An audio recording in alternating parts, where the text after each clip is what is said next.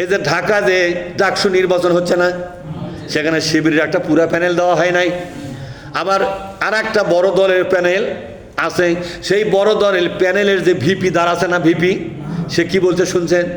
সে বলছে আমি আমার বান্ধবীর হোস্টেলে যাব। কার হোস্টেলে যাবে? ওই বান্ধবীর হোস্টেলে যাব। সেটা বলে যাওয়া হবে না। এই জঘন্য আইনকে মানে, তার মানে হলো সব দোষ দিচ্ছে শিবিরকে। শিবির যা বলেছে মহিলা হোস্টেলে ছেলেরা কেন এসা ঢোকে, এটা তো নৈতিকতার খেলাপ। এই আইনকে বাতিল করে দাও। ভিসিকে ধরে ও আইন বাতিল করে দিয়া আইন করে দিছে কোনো মহিলা হোস্টেলে পুরুষ আসতে পারবে না, কোনো পুরুষের হোস্টেলে মেয়েরাও যেতে পারবে না।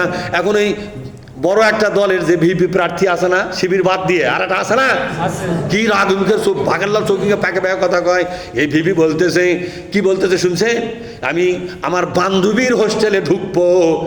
এরা বলে ঢোকা হবে না, আমার তো ঢোকার পাশও আছে। ওরা বলে পাশও করে লেছে।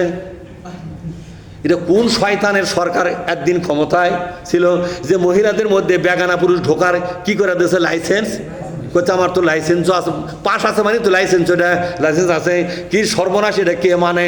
এটা বলে সর্বনাশ আইন। ভাইরা আমার, এই কথা বলার পরে ওই ভিভি প্রার্থীর ভোট অর্ধেক কমে শিবিরের দিকে চলে গেছে। দেখেন ওরা যা করতেছে আমাদের লাভ করতেছে। আর যেভাবে সন্ত্রাস শুরু করছে ওরা, যেভাবে মানুষ জব শুরু করছে, যেভাবে মানুষকে কষ্ট দিচ্ছে, তাতে জোর করেই কিছু লোককে আমাদের জামাত ইসলামীতে পাঠাচ্ছে ওরা। আমরা খানিক টানতেছি, ওরাও খানিক জোর করে ঠেলে দিয়ে বেড়াচ্ছেন। অত কোবালে কি মানুষ ওই দল থাকবে? কথা বল না কে? অত মারলে কি থাকবে নাকি? অত জব করলে কি মানুষ থাকবে নাকি? অত চাঁদাবাজি করলে সেই লোকগুলোকে ওই দলে থাকবে?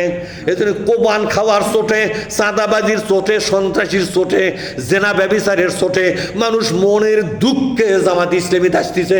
সোমালা বলবেন না? বলেন তো, প্ল্যানটা করতে গেছে পরিকল্পনা? হ্যাঁ, তাহলে একটা আয়াত বলে শেষ করে দেই। ওয়াইজা আরাদনা, বলেন ওয়াইজা আরাদনা, সূরা বনী ইসরাইল, ওয়াইজা আরাদনা আনহুলিকা ক্বরিয়াতান আমারনা মুতরাফিহা ফাফাসাকু ফিহা ফাদাম্মারনাহা তাদমীরা। আমি যদি কাউকে ধ্বংস করতে চাই, তখন ওই দলের নেতা যারা আছে, আতি নেতা পাতি নেতা আছে না, নেতা, মোতরাফ শব্দের অর্থ হলো লিডার। সেটা বড় লিডার হোক আর ছোট, সেটা ছাত্রদের মধ্যে লিডার হোক আর নাই সাধারণের মধ্যে লিডার হোক, আমার নাম ফিহা, আমি তাদের মগজের মধ্যে একটা হুকুম জারি করে দেই। সোমারা বলবেন না? এই হুকুমটা কি হুকুম জানেন? ফাফাসাকু ফিহা, বলেন ফাফাসাকু ফিহা। তখন ওরা ফুসকামি শুরু করে। ফুসকামি মানে হলো কবিরা গুনাহ শুরু করে, মানুষের ক্ষতি করা শুরু করে, চাঁদাবাজি করে, সন্ত্রাস করে, দুর্নীতি করে, ঘুষ খায়, স্বজনপ্রীতি করে। এমন কোন অপরাধ নাই যে অপরাধটা তারা করবে না, সব অপরাধী করে। তখন আল্লাহ তাআলা বলেন, এই অপরাধটা যেদিন শেষ হবে একটা সীমানা করে দেওয়া হয়। এই সীমানা পর্যন্ত পৌঁছে গেলে ফাদাম্মারনাহা, বলেন ফাদাম্মারনাহা তাদমীরা, ওই দলটাকে আমি মাটির সাথে মিশায়া দেই। ওই বড় দলের আচার আচরণ দেখে, অবস্থা দেখে মনে হচ্ছে এরাও মনে হয় আল্লাহর গজবের জন্য তৈরি হচ্ছে। এ কথা বল না কে? আগে গেছে হাতির দল, পিছনে হচ্ছে বাঘের দল। কথা ঠিক না ব্যাঠিক? হাতি গেছে যেই পথে, এখন বাঘও যাবে সেই পথে। হাতি গেছে ধ্বংস হইয়া, বাঘ লাফাচ্ছে, বাঘগিরি করতেছে।